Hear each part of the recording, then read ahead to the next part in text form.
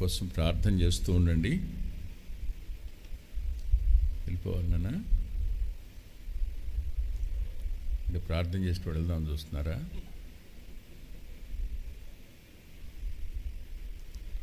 మత్తయి సువార్త 19వ అధ్యాయం.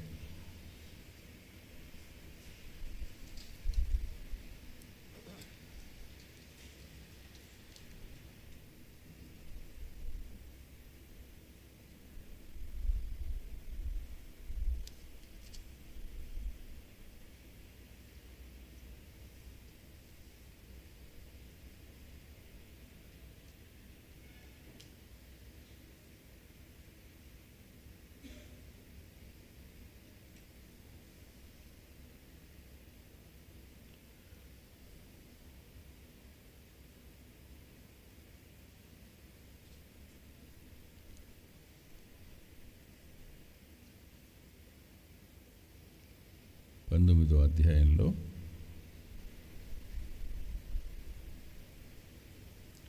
24, 25 వచనాలు. ఇదిగాక ధనవంతుడు పరలోక రాజ్యములో ప్రవేశించుట కంటే సూది బెజ్జములో ఒంటి దూరటు సులభమని మీతో చెప్పుచున్నాను అనెను. శిష్యులు ఈ మాట విని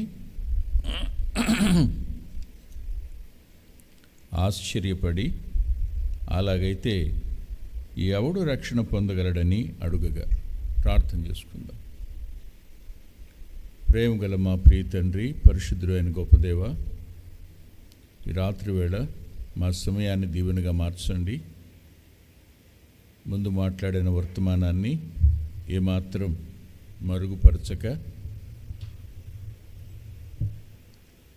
కొన్ని మాటలు జోడించడానికి నీ దాసుని మీ ఆత్మచేత నింపండని యేసుక్రీస్తు ప్రభువారి పేరిట ప్రార్థిస్తున్నాం తండ్రి, ఆమేన్.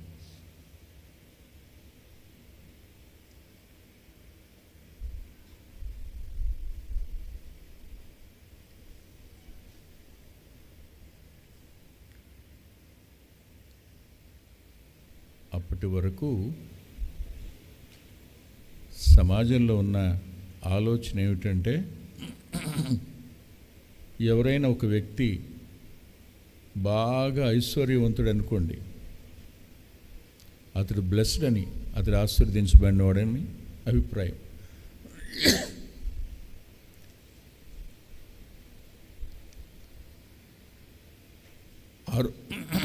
అతడు ఆరోగ్యవంతుడు అనుకోండి,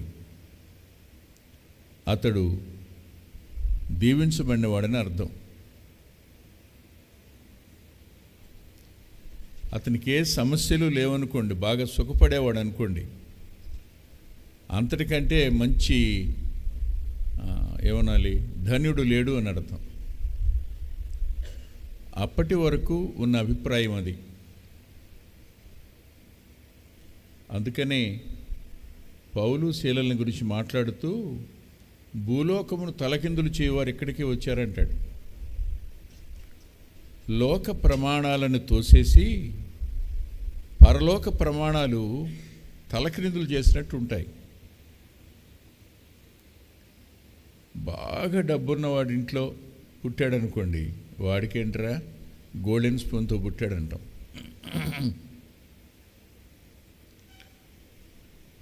వాడికి తలనొప్పి తెలీదు, గ్యాస్ ట్రబుల్ తెలీదు, రోగం లేదు కదా. గుర్తున్నాడు మీకు లూకాసు వార్తలో ధనవంతుడు, మంచి ఐశ్వర్యవంతుడు, ప్రతిదినం బహుగా సుఖపడుచుండువాడు. ప్రతిదినం ఒక్కరోజు కూడా ఫుడ్ మానేసిన సందర్భం లేదనమాట. అంటే మనకి అరక్క చాలా ఇబ్బందులు పడి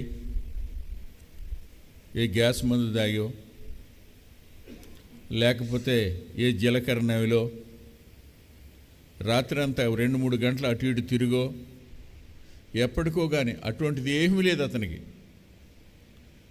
బాగా తిని అరిగించుకోగలిగిన శక్తి సామర్థ్యాలు ఉన్నాయి, డబ్బు ఉంది, ఆరోగ్యం ఉంది. అంతేకాదు కొంతమందికి అన్నీ ఉంటాయి కానీ పాపం కట్టుకోవడం చేత కాదు వాళ్ళకి, బట్టలు వేసుకోవడం చేత కాదు వాళ్ళకి. ఈయనకి అలా కాదు. ఊదా రంగు వస్త్రం, సన్నపు నార బుట్టలు. అంటే ప్రత్యక్ష గుడారంలో దేవుని కోసం వాడే వస్త్రాల తాలూకా వాడడానికి అతడు సాహసిస్తాడు. అంటే లావిష్గా ఖర్చు పెట్టుకుంటాడు తన బట్టల కోసం. చూసిన వాళ్ళు ఏమనుకుంటారు చెప్పండి, ఏమనుకుంటారు? బయటపడి ఉన్న లాజర్ను చూస్తే ఏమనుకుంటారు? ఏ ఇబ్బంది లేకుండా నడిచిపోతున్న ధనవంతుని చూస్తే ఏమనుకుంటారు? మీరెవరూ మాట్లాడట్లేదేంటి? ఇప్పటికీ అదే అభిప్రాయం కదా. ప్రభువుని నమ్ముకుంటే గొప్పవాళ్ళం అయిపోతామనే అభిప్రాయం అదే కదా. అలా అయితే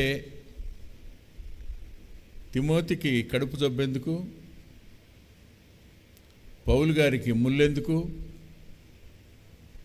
నేను కడుపు నుండి ఉంటుకు ఆకలి నుండి ఉంటుకని పౌలు అనడానికి అవకాశం ఏంటి, అవసరం ఏంటి? ఈ సందర్భం ఎక్కడిది అంటే, సువార్తల్లో ఓ వ్యక్తి ప్రభు వద్దకు ఒక యవనస్తుడు పరిగెత్తుకుని వచ్చాడు. పరిగెత్తుకుని వచ్చినవాడు రోడ్డు మీదే, లూకాసు వార్తలో ఉంటుంది, అతను రోడ్డు మీద మోకరించాడు. మోకరించి నాకు తెలిసి ప్రభు దగ్గర ఒక యవనస్తుడు రోడ్డు మీద మోకరించడం maybe that is the first time I think. అతడు కేవలం యవనస్తుడు మాత్రమే కాదు, అతడు అధికారి అని రాస్తుంది. Is N officer. 3, అతడు యవనస్తుడు మాత్రమే కాదు, ధనవంతుడు కూడా, అధికారి కూడా. వాటికంటే మించి ధర్మశాస్త్రాన్ని తూచా తప్పకుండా బాల్యం నుండి ఆచరిస్తున్నవాడు. అంటే యోధా మతంలో అతన్ని లోపం ఎత్తి చూపించగలిగినవాడు ఒకడు లేడు. 4 అంతల ఆధిక్యత ఆ యవనస్తుడికి ఉంది. అవును, యవనస్తుడికి డబ్బులుంటే ఎట్లుంటాడు?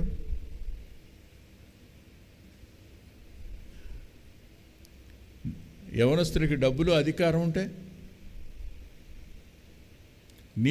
నీతిగా బతుకుతున్నవాడైతే సమాజంలో ఎవరిని లెక్క చేయడు. కానీ అలాంటి వాడు వచ్చాడు, మోకరించాడు. మోకరించి ఒక మాట అన్నాడు. ఏమన్నాడు చెప్పండి? నిత్యజీవం పొందడానికి నేనేం చేయాలన్నాడు. ప్రభు ఆజ్ఞల్ని పాటించు అన్నాడు. ఏ ఆజ్ఞలని అడిగాడు. ప్రభు నోటితోనే ఆజ్ఞలని చెప్పించాడు. బాల్యం నుండి వాటన్నిటిని నేను ఆచరిస్తున్నాను అన్నాడు. సెహవాష్ అంటాడేమో అనుకున్నాడు ఆయన కాదబ్బాయి, నువ్వు ఒకటి నీ కొదువుగా ఉంది, వదిలిపెట్టు దాన్ని అన్నాడు.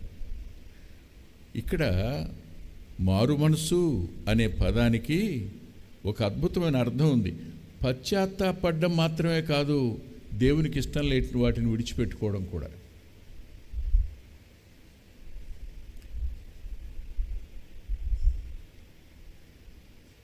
దేవునికి ఏది ఇష్టం లేదో అది నీ జీవితంలో నుంచి తొలగించుకోవడం అవసరం. పశ్చాత్తాపం ఎక్కడ రుజువు అవుతుంది?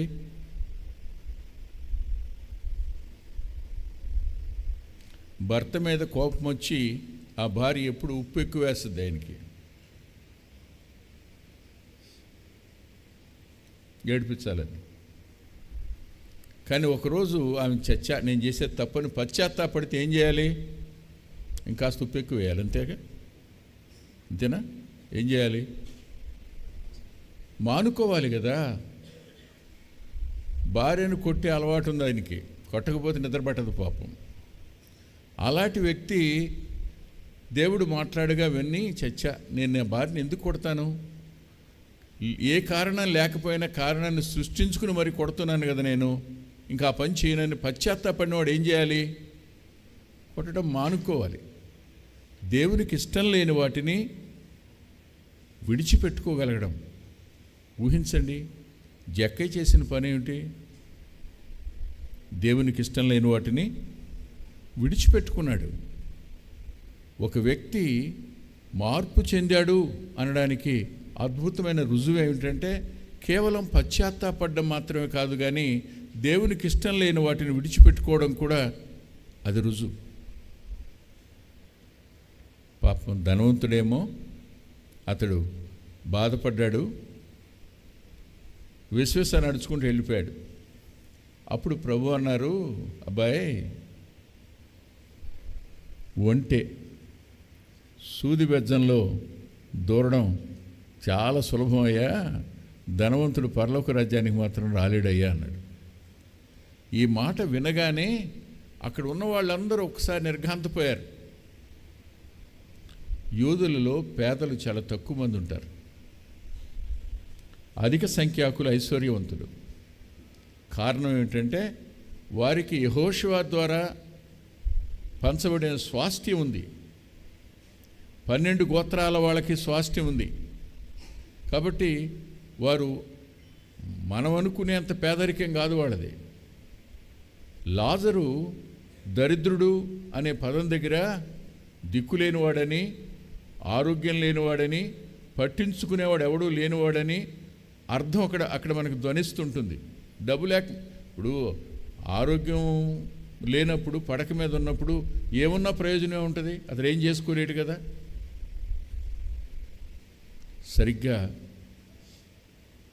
ఈ మాట అనగానే శిష్యులు ఆశ్చర్యపోయారట.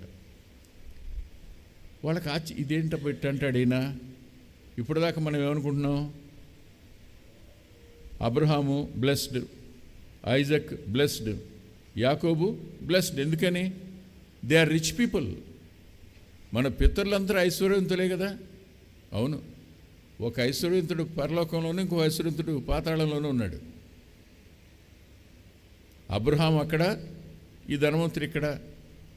కాబట్టి ధనం అనేది నిత్యత్వానికి వెళ్ళడానికి ఆటంకం కాదు, పాతాళానికి వెళ్ళడానికి కూడా ఆటంకం ఏం కాదు.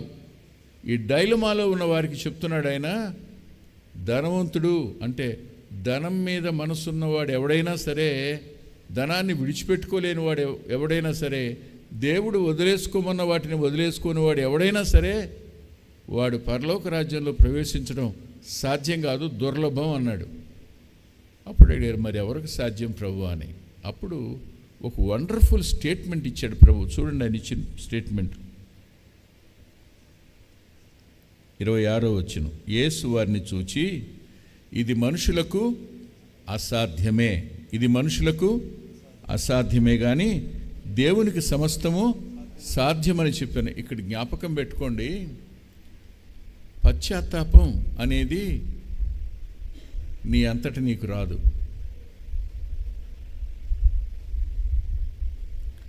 ఏ వ్యక్తి తనంతట తానుగా పశ్చాత్తాపడలేడు. మీరు చిన్నతనంలో సాయంకాలం 4 గంటలకు పంపులు వస్తుండే, గుర్తుందా మీకు? 4 గంటలకి కుళాయి తిప్పితే ఎంతమంది ఉండేవాళ్ళు? ఆడవాళ్ళు బిందులు పట్టుకుని. అబ్బా, అప్పుడు ఎంత కళ! కాసేపటికి ఎంతటి గొడవ, బిందులతో కొట్టుకోవటమే. ఇప్పుడు ఆ కళ ఎక్కడ కనపట్లేదు కదా. ఎందుకు ఈ మాట చెప్పాను నేను? చెప్పండి, ఈ మాట చెప్పడానికి గల కారణం ఏంటి? క్షమించండి, మనం ఆలోచించే విధానం దేవుడు ఆలోచించే విధానానికి పూర్తి భిన్నమైంది. మనిషి ఆలోచనకు దైవ ఆలోచనకు చాలా వ్యత్యాసం ఉంది. వాళ్ళు పోట్లాడుకోకుండా ఉండడం అసాధ్యం. అలాగే మనిషి తనంతట తానుగా పశ్చాత్తాపడడం కూడా అసాధ్యం. పశ్చాత్తాపడలేడు. వాళ్ళు ఎలా తిట్టుకునేవాళ్ళు మీకు గుర్తుందా? అది చెప్పటానికి ఇది మొదలుపెట్టాను. మీ నాన్న ఎటువంటి వాడు అని యువతలు ఏమంటే, మీ తాత ముత్తాతలు ఎటువంటి వాళ్ళు అని వాళ్ళతలు. ఒక మాటకు 10 మాటలు. అంతేగాని సద్దణిగే పరిస్థితి లేదు, ఓర్చుకునే పరిస్థితి లేదు, ఇలాంటివే ఉండవు. ఆశ్చర్యం ఏమిటంటే మనిషి దేవుని వాక్యం విన్నప్పుడు అతనిలోనికి విశ్వాసం అనేది పరిశుద్ధాత్మ దేవుని ద్వారా వస్తుంది. వినుట ద్వారా విశ్వాసము కలుగును అని. విశ్వాసం కలగడం ఎప్పుడైతే జరిగిందో ఆ విశ్వాసానికి నువ్వు విధేయత చూపిస్తే పరిశుద్ధాత్ముని కార్యం నీ అంతరంగంలో కొనసాగుతుంది. జాగ్రత్తగా వినండి. మళ్ళా నువ్వు వాక్యం వింటే పరిశుద్ధాత్మ దేవుడు విశ్వాసాన్ని కలుగు చేస్తాడని కొరింథీయులకు రాసిన మొదటి పత్రిక 12వ అధ్యాయంలో రాసింది. విశ్వాసం కలుగుతుంది అని. విశ్వాసం ఆత్మ యొక్క వరమే అని. విశ్వాసం వస్తుంది, కానీ ఆ విశ్వాసానికి మనం విధేయత చూపించాలి. అక్కడ ఘర్షణ ఉంటుంది. రే, నువ్వు నమ్ముకున్నావు అనుకో తప్పు చేయకూడదు, నమ్ముకున్నావు అనుకో వడ్డీలకి ఇవ్వకూడదు, నమ్ముకున్నావు అనుకో లంచం పుచ్చుకోకూడదు, నమ్ముకున్నావు అనుకో సాడీలు చెప్పకూడదు, నమ్ముకున్నావు అనుకో లేనివి కల్పించి గాలి వార్తలు ప్రచారం చేయకూడదు, నువ్వు నమ్ముకున్నావు అనుకో నేను అందరూ తక్కువగా చూస్తారా, నువ్వు క్రైస్తుడు అయిపోయావనగానే సమాజంలో నీ స్థానం పడిపోయినట్టుంటుంది, నిన్నెవడూ లెక్క చేయడు, ఇదివరకు నువ్వు రౌడీగా ఉండేవాడివి. ఈ మధ్యకాలంలో ఒక తమ్ముడు ఒక ఆయన అన్నాడు, అన్న మారు మనసు పొందినప్పుడు అందరిని నన్ను చూసి భయపడేవాళ్ళు, ఇవాళ అందరూ నన్ను చూసి ఎగతాళి చేస్తున్నారన్న, ఏం మాట్లాడలేకపోతున్నానని. పులి పిల్లి అయిపోద్ది కదా అన్నాడు. వాస్తవమే, కాదన్ను. ఇవన్నీ మన మనసు దగ్గర తెచ్చి ఘర్షణలో ఉన్నప్పుడు విశ్వాసానికి విధేయత చూపించడమా అవిధేయులు అవ్వడమా అనే దగ్గర there is a man's responsibility. దేవుని కార్యము ఉంది, మానవుని యొక్క బాధ్యత కూడా ఉంది అందులో. అయినా పర్వాలా, నేను నా ప్రభువుకు అప్పగించుకుంటున్నాను, నా ప్రభు నాకు కావాలి, ఆయన తరువాత ఏదైనా అని ఏ వ్యక్తి అయితే విశ్వాసానికి విధేయత చూపిస్తాడో అతడు నీతిని గురించి, తీర్పుని గురించి, పాపాన్ని గురించి ఒప్పింపజేయబడతాడు. అప్పుడు కన్నీటితో తన పాపాలు ఒప్పుకుంటాడు. రాస్తాడు లేఖనంలో, దైవ చిత్తానుసారమైన దుఃఖము రక్షణార్థమైన మారు మనసు కారణమవుతుందని. ఈ దైవ చిత్తానుసారమైన దుఃఖం ఎప్పుడు వస్తుందని చెప్పండి? ఆయన పరిశుద్ధుడని మనం పాపులమని, ఆయన మన కోసం చనిపోయినాడు, ఆయన మన కోసం రక్తం చిందించాడు, మనల్ని ఎంతగా ప్రేమించాడు అనే సత్యం పరిశుద్ధాత్మ దేవుని యొక్క కార్యం వల్ల, ఆత్మ కార్యం వల్ల ఒక వ్యక్తి అంతరంగానికి బయలుపడినప్పుడు అతడు పశ్చాత్తాపడతాడు. పశ్చాత్తాపడి ఒక మాట అంటాడు, అయ్యా నువ్వు నాకు చాలు, ఇంక నాకేం అక్కర్లా, నేను అన్నింటినీ నీకు ఇష్టం లేని వాటిని విడిచిపెట్టేస్తాను, ఈ రోజుతో అయిపోయింది, నేను నీ కొరకే బ్రతుకుతాను అని ఓ అద్భుతమైన తీర్మానం కూడా అప్పుడు చేసుకోగలుగుతాడు. అందుకన్నాడు ఆయన, మనుషులకు అసాధ్యమే కానీ దేవునికి సమస్తము సాధ్యము అన్నాడు. ఇప్పుడు నేను 3 మాటలు చెప్పి ముగిస్తాను. 1, మనిషికి ఏది అసాధ్యం? హెబ్రీ పత్రిక 10వ అధ్యాయం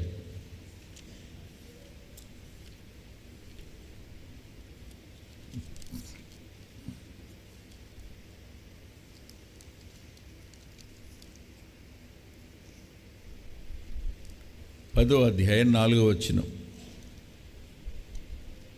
ఏలయనగా ఎడ్ల యొక్కయు మేకల యొక్కయు రక్తము పాపములను తీసివేయుట అసాధ్యం. మనిషి తన పాపం చేశాక దాని నుండి తప్పించుకోవాలని ఈ ట్రైస్ హిజ్ లెవెల్ బెస్ట్. ఆ పాపం నుండి తను కాపాడుకోవాలని చాలా ప్రయత్నం చేస్తాడు, ఆ పాపాన్ని విడిచిపెట్టుకోవాలని చాలా ప్రయత్నం చేస్తాడు, కానీ సాధ్యం కాదు.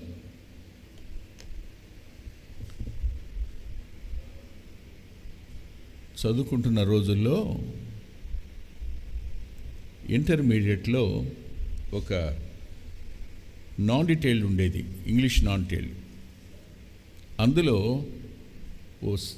ఒక చక్కటి కథ. ఆ పోయెట్ పేరు మర్చిపోయినాను, మీలో ఎవరికైనా గుర్తుంటే చెప్పండి.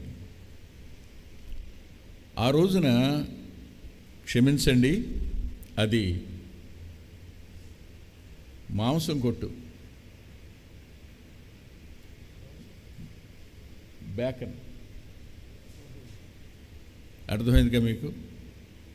ఆ కొట్టు. ఒక తల్లి జబ్బుతో ఉంటుంది, ఆమెకు ఒక కొడుకుంటాడు. ఆ రోజున పండగ రోజు వాళ్ళకి అమ్మ అంటది, నాన్న నేను నీకేం వండలేకపోతున్నాను కదా, నువ్వు వెళ్ళి తెచ్చుకో, ఎలాగో అలాగ వండి పెడతాను అని ఇస్తుంది. ఏమిస్తుంది? డబ్బులు. అది కూడా ఎక్కువ లేదు, పేదరికం. ఆ డబ్బులు తీసుకుని వచ్చి ఈ షాపు వాని దగ్గర నిలబడతాడు. ఏం కావాలి అంటాడు. అంటే నాకు కావాలి, నా దగ్గర ఈ డబ్బులే ఉన్నాయి అని ఇస్తాడు. అవి కొనడానికి సరిపో. కానీ ఆ పిల్లాడిని చూసిన తర్వాత ఇతనికి ఒక ఆలోచన వచ్చింది. ఏంటంటే, కొంత పాడైంది, కొంచెం బాగున్నది పక్కన పెట్టాను కదా, అది ఇచ్చేస్తే సరిపోద్ది కదా అనుకున్నాడు. ఎక్స్పైర్ అయిపోద్ది కదా, అది ఇస్తే సరిపోద్ది కదా అనుకున్నాడు. అనుకున్నవాడు అది తీసుకొచ్చి అక్కడ చివర పెట్టిన తెచ్చి ఇచ్చాడు. ఈ డబ్బులు తీసుకుని అతను వెళ్ళిపోయాడు.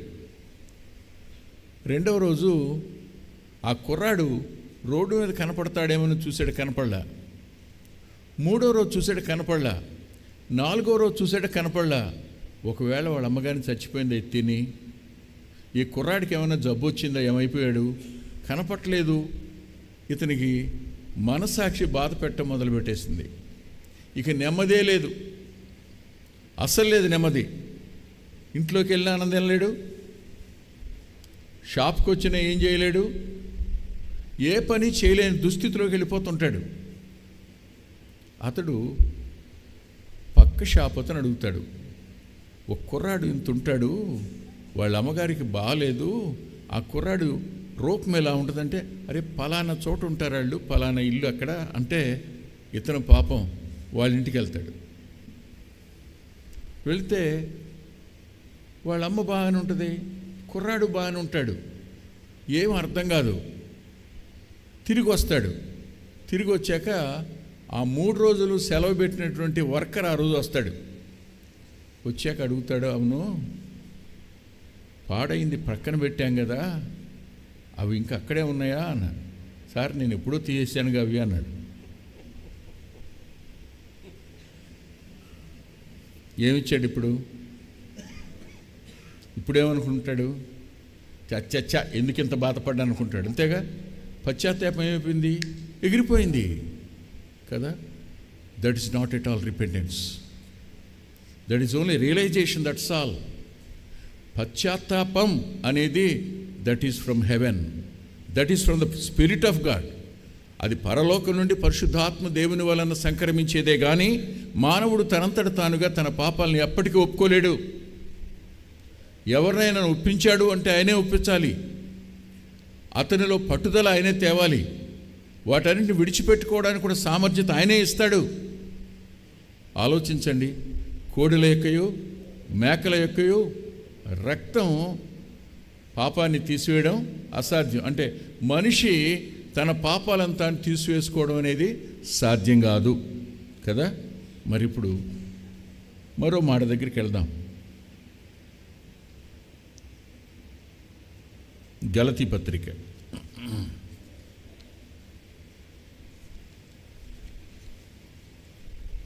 2వ అధ్యాయం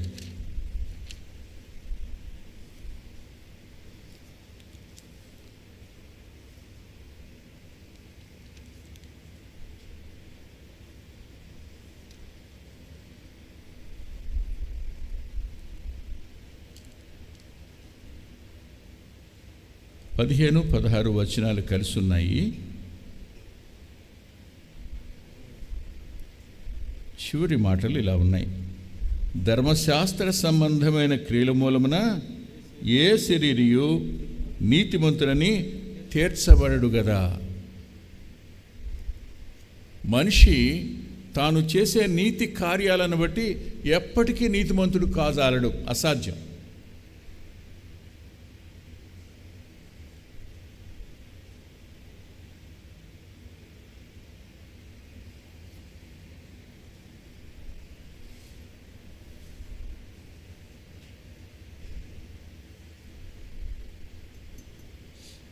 లోకంలో చాలామంది ఇందాక డానియల్ గారు మతం అన్నప్పుడు ఏంటండి డానియల్ గారు మూడు అక్షరాలకి 3 మాటలు చెప్పారు. మా అంటే చెప్పండి, మనం. తా అంటే తత్వం. ము అంటే మానవుని తత్వం. అతనికి ఏం చెబుతుందంటే, అబ్బాయి నీకు కలిగిన దాంట్లో కొంచెం ఎవరా పుణ్యం వస్తుంది నీకు.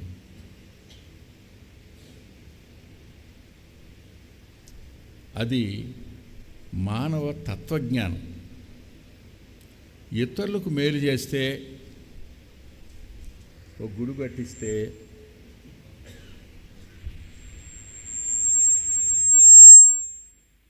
ఎవరూ లేని వాళ్ళకి బట్టలు ఇచ్చేస్తే,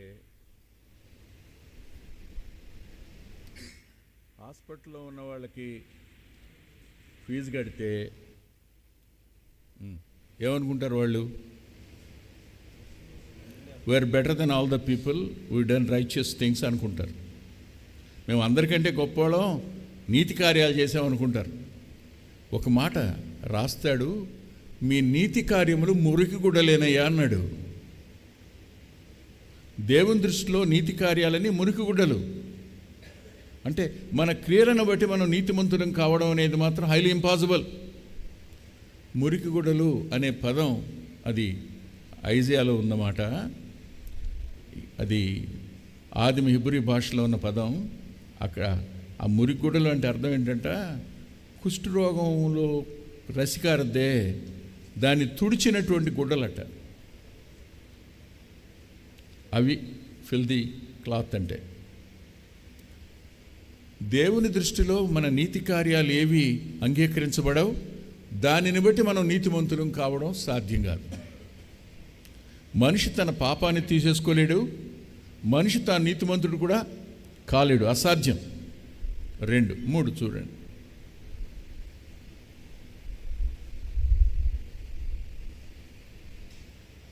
హెబ్రీ పత్రిక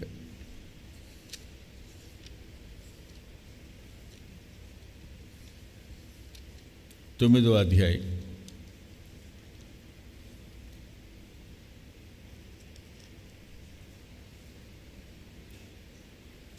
27వ వచనం.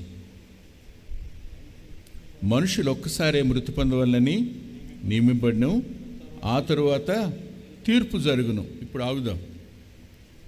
మనిషి తీర్పు నుండి తప్పించుకోవడం అసాధ్యం.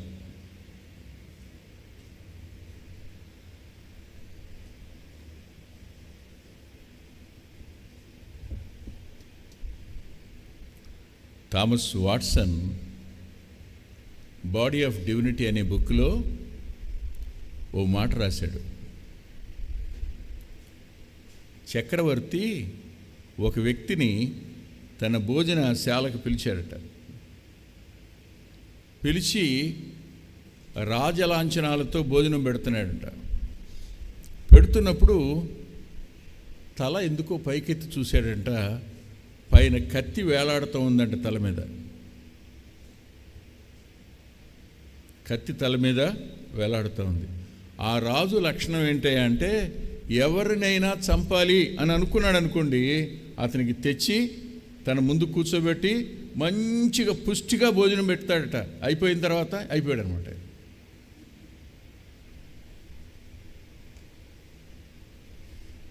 ఏదో ఒక రోజు మరణం రావటం ఖాయం.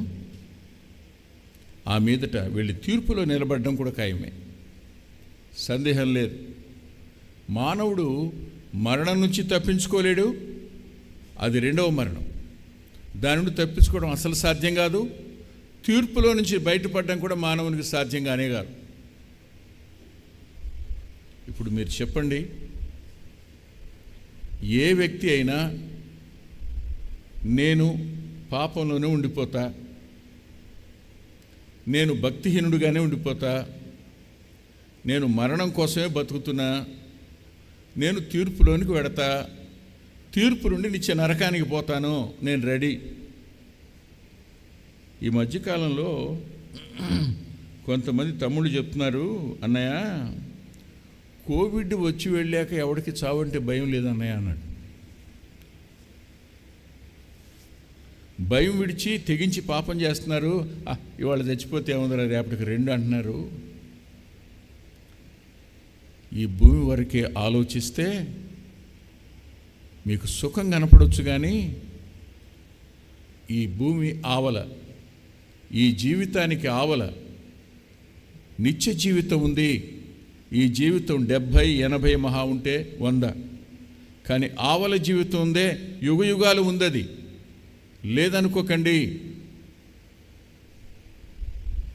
ఈ లోకం ఉంది, ఈ లోకాన్ని విడిచిపెట్టాక నిత్యలోకం ఉంది. మేము నమ్మమండి అంటారు కదా. సరే, మరో ప్రపంచం అని ఓ కరపత్రం రాయడం జరిగింది ఒక 40 సంవత్సరాల క్రిందట. అందులో ఒక సంఘటన రాశాను నేను. అదేమిటంటే, మీరు వెళ్ళి కడుపులో ఉన్నటువంటి బిడ్డతో మాట్లాడండి. అరే నాన్న, బయట ఎంత పెద్ద ప్రపంచం ఉందో నీకేం తెలుసు? బయట నదులు ఉన్నాయి, సముద్రాలు ఉన్నాయి, పర్వతాలు ఉన్నాయి, పక్షులు ఉన్నాయి, పశువులు ఉన్నాయి, జలచరాలు ఉన్నాయి, మృగాలు ఉన్నాయి, అరణ్యాలు ఉన్నాయి అని చెప్తే నేను నమ్మను పో. ఈ నీళ్లు, బొడ్డు ద్వారా వచ్చే అన్నం, ఇక్కడ తిరుగుతున్న ఈ ప్రపంచం ఇదే నాయన, ఇంకేం లేదు, నువ్వు నాకేం చెప్పకు అంటాడు. కానీ ఒకానొక రోజున నొప్పులు పడక తప్పదు, ఏడ్చుకుంటూ బయటకు రాక తప్పదు, చూడక తప్పదు కదా. వచ్చిన తర్వాత బాబు దీని తర్వాత మరుదు ఉందంటే నేను నమ్మను అంటాడు. చావక తప్పదు, గౌరమని ఏడవక తప్పదు, పళ్ళు కొరుక్కోక తప్పదు, పురుగు చావదు, అగ్ని ఆరదు, అది తప్పదు.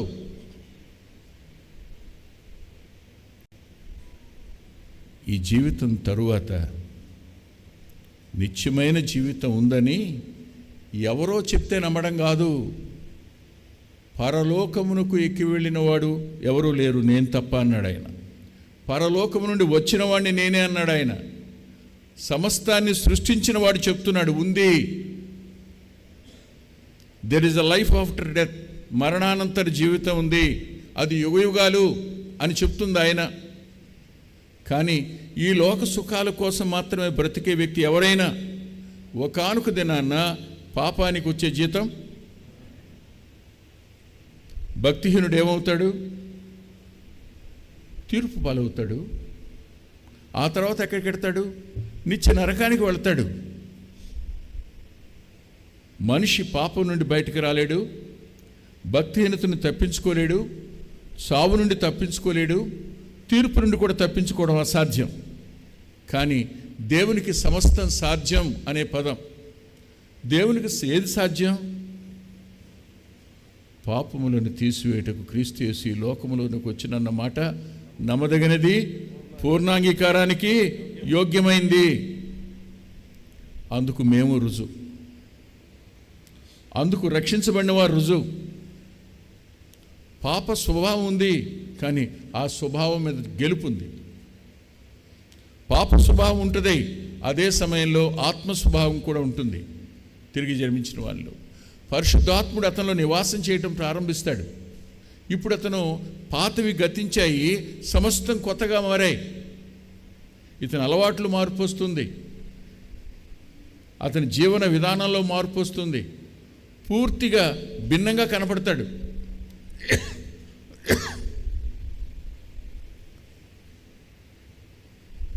నా జీవితం గురించి ఒక మాట చెప్తాను.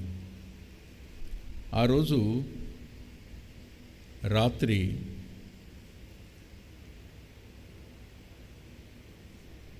మోకరించాను. నా జీవితం నా కళ్ళ ముందుకు వచ్చింది. పశ్చాత్తాపం అని తెలియదు నాకు, పరిశుద్ధాత్మదేవుడు ఒప్పిస్తున్నాడని తెలియదు నాకు, అది మారు మనసు అనుభవం అని కూడా నాకు తెలీదు.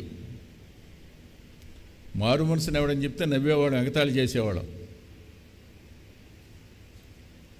కాలేజీలోకి అయితే చెప్పటానికి లేదు, పీజీ చదివేటప్పుడు అయితే పక్కన వాళ్ళని ఎర్రి బాగులలాగా చూసేవాళ్ళం, మేము మారు మనసు పొందామనేవాళ్ళని. వాళ్ళకేమో 40 మార్కులు, మాకేం బ్రహ్మాండమైన మార్కులు వచ్చాయి. నువ్వే మారాలరా, మేం మారటం ఏంటి అనేవాళ్ళం వాళ్ళని. మారవలసింది నువ్వా నేనా? నేను తప్పు చేయట్లా, నువ్వు తప్పు చేయట్లా. నీ చదువు ఎంత? నువ్వు ఎంఏ పాస్ అయినా చివరికి జూనియర్ కాలేజీ కూడా పనికిరావు.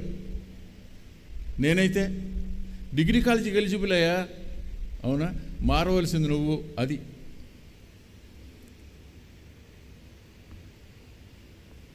పాపాలు ఒప్పుకోవడం అనేది అంత మానవ స్వభావానికి, అహంకారయుక్తమైన మనిషికి అస్సలు సాధ్యం కాదు.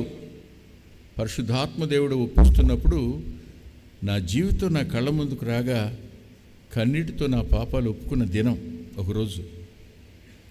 తెల్లవారుజాము అవుతున్నప్పుడు అన్ని గంటల సేపు ఎప్పుడు మోకరించలేదేమో, కాళ్ళన్నీ బండబారిపోయినాయి. కానీ పైకి లేచినప్పుడు నా హృదయంలో చెప్పలేనంత సంతోషం. గుండెల్లో నుంచి కొండలు తొలగిపోయినట్టు అనిపించింది. భలే సంతోషంగా ఉండి కాసేపు అయిన తర్వాత బ్లడ్ సర్క్యులేషన్ వస్తుంది కదా, బయటకు వచ్చాను. ఆ 5-5:30 ప్రాంతంలో మా రైల్వే క్వార్టర్స్లో నుంచి ఒక ఆమె వస్తుంది. వస్తూ ఉండగానే అత్తయ్య బాగున్నారా అన్నా నేను. ఆమె అంది. ఎందుకో తెలుసా? ఆమెతో మాట్లాడటం మానేసి 3 సంవత్సరాలు నేను 3 సంవత్సరాలు ఆమెతో మాట్లాడడం మానేసి. కారణం ఏం లేదు, పక్కింట్లో ఉండేవాడు అప్పుడు. వాళ్ళ అబ్బాయి చిన్నవాడి పేరు, వాడిని 9వ ఎక్కని చెప్పమని కర్ర తీసుకుని బాతుంది ఈవిడ. ఆడు 9 మూళ్ళు ఎంతరా అంది. 9 మూళ్ళు 9 మూళ్ళు 9 మూళ్ళు అంటున్నాడు. కానీ 27 అంటలా. నేను అన్నాను 17 అన్నా. ఆడన్నాడు 17 అన్నాడు. ఎందుకని? నేను చెప్పానుగా, పట్టుకుని చిత కొట్టేసింది వాడిని. మామూలు కొట్లా. నేను చెప్పాను ఎందుకు, పరిస్థితిని బరువు చేసేస్తుంది ఈవిడ, కాస్త అలకన చేయటం కోసం. ఏంటి బాబు అట్ట మాట్లాడతా, 17 అంటావేంటి నువ్వు అని అంటదే. ఊరుకో అత్తయ్య, ఎందుకు ఆయన కొడతావు అని అనాలని నేను అనుకుంటే ఆయన చిత్త కొట్టేసింది. అంతే. ఆ రోజు నుంచి మాట్లాడటం మానేసిన ఆమెతో. ఆమె పిలిచినా పలకనం. 3 years తర్వాత ఆ రోజు మేమేమో అక్కడి నుంచి ఈ పక్కకు వచ్చేసాం. ఆమె వెళ్తూ ఉంటే అత్తయ్య బాగున్నావా అంటే అందావిడ. నాకే ఆశ్చర్యం, నేనేనా అని. ఆలోచించిన ఒకసారి, జీవితంలో అనూహ్యమైన మార్పు నీ ప్రవర్తనలో వస్తుంది, నీ ఆలోచన విధానంలో వస్తుంది, నీ అలవాట్లలో వస్తుంది.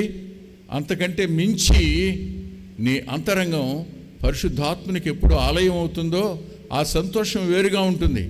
ఆ ఆనందం వేరు. భౌతిక సంబంధమైన సంతోషం కాదది. భౌతిక సంబంధమైన ఆనందం అంతకంటే కాదు. పరసంబంధమైన మహిమాయుక్తమైన సంతోషం అది. పరసంబంధమైన ఆనందం అది. అట్టి ఆనందాన్ని ఇవ్వడానికి ప్రభు భూమి మీదకి రక్తమాంసాలు పాలువాడై వచ్చాడు. అంతేకాదు, ఆయన ఇలా అన్నాడు, నా యందు విశ్వాసముంచువాడికి, యోహాను సువార్త 1:12 దేవుని పిల్లలవ్వడానికి అధికారం ఇవ్వబడింది అన్నాడు. ఎవరికి? ఈ పాపి సర్పసంతానంగా మారితే దేవుని పిల్లలవ్వడానికి అధికారం. ఏ వ్యక్తి తనంతట తాను దేవుని కుమారుడిగా కుమార్తెగా మారడం అది అసాధ్యమే. జ్ఞాపకం పెట్టుకోండి. ఇప్పుడు నేను 1-2 వచనాలు చెప్పి ముగిస్తాను.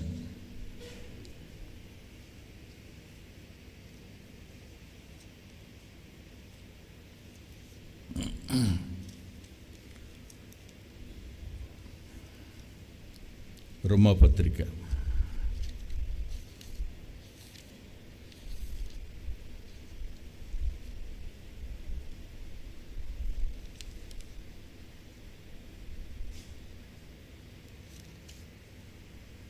4వ అధ్యాయం.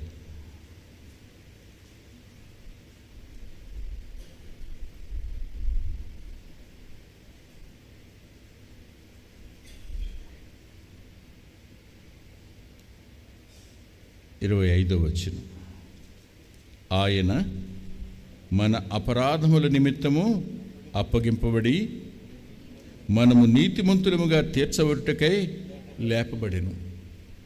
ఆయన రిజరెక్షన్, ఆయన మరణం, ఆయన పునరుద్ధానం ఎందలి విశ్వాసం భక్తిహీనుని నీతిమంతుడిగా మారుస్తుంది. ఆయన మారుస్తాడు.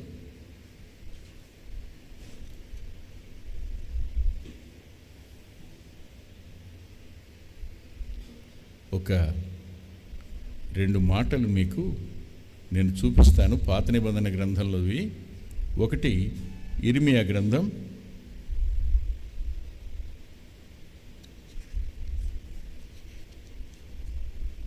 13వ అధ్యాయం